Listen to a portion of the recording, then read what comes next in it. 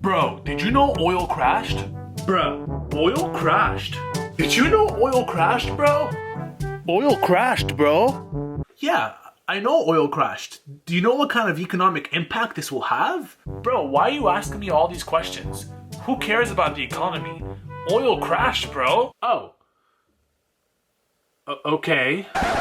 What's up, guys? Welcome back to my channel. As we know, oil prices crashed the other day. So what I did inherently is I went on my Instagram, boop, boop, boop, boop, boop, and I posted a story on the fiasco. And then one of my good buddies replied to my story. And he was freaking out too. And then we got to speak about it a bit more, and he didn't really know what was happening. He didn't really know what kind of economic effects this will have. And so then I went on YouTube and I looked and I saw all these videos on oil, but people are explaining them in the most complicated terms.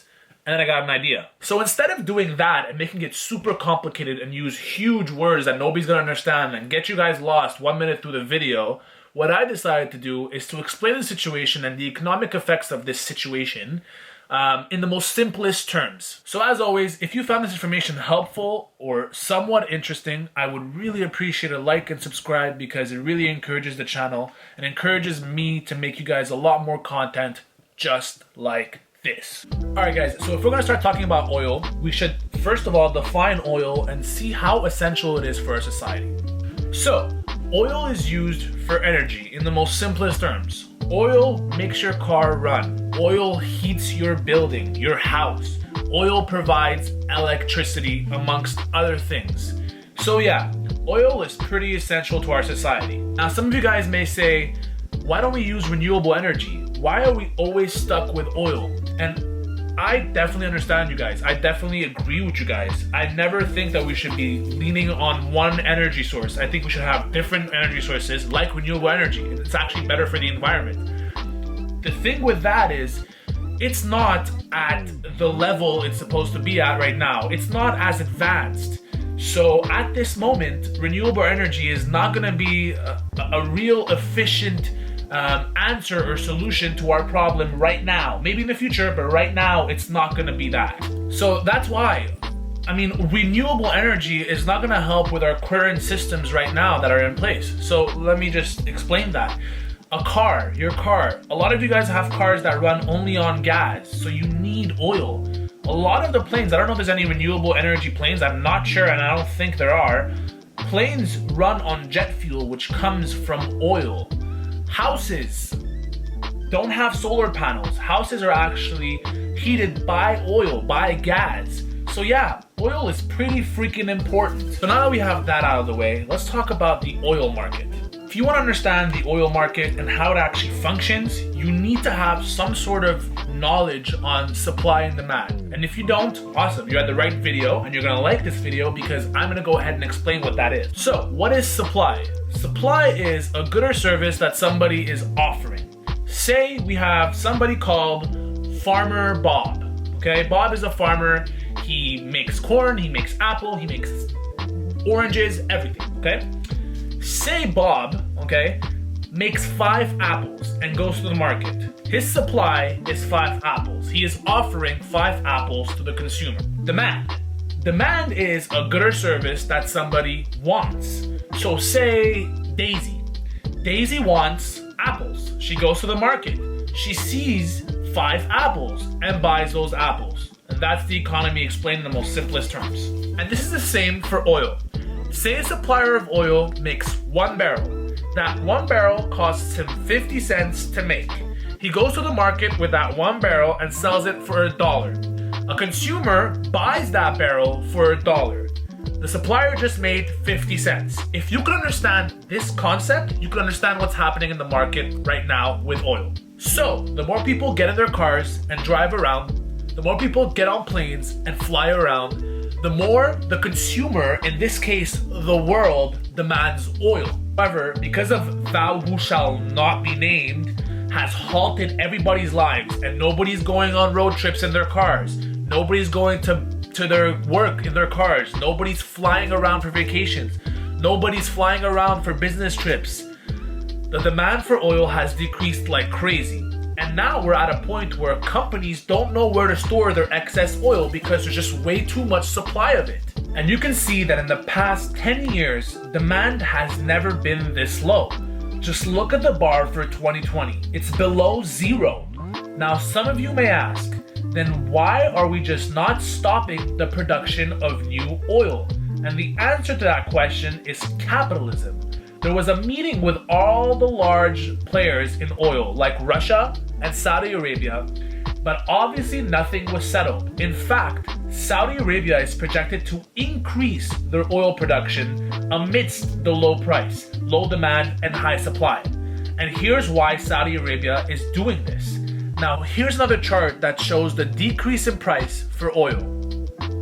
Demand for oil and price for oil are directly correlated to each other. And you can see here how the price of oil has shot down with every single piece of bad news that came out.